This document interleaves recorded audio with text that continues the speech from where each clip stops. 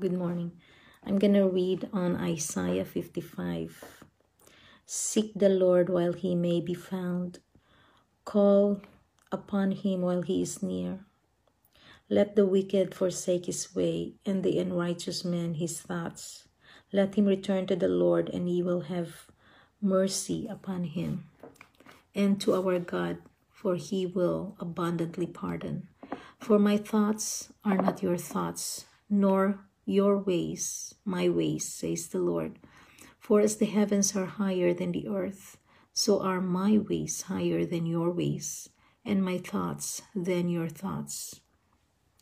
And it says here, so shall my word be that goes forth from my mouth. It shall not return to me void, but it shall accomplish that which I please, and it shall prosper in the thing for which I sent it.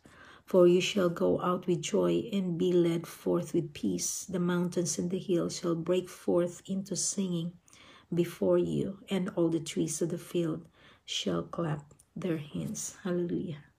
God is an almighty God. You cannot debate him. You cannot try to understand him because his thoughts are not ours. His ways are not ours. We just have to believe him by faith through the work of the Holy Spirit in our hearts. So let's pray.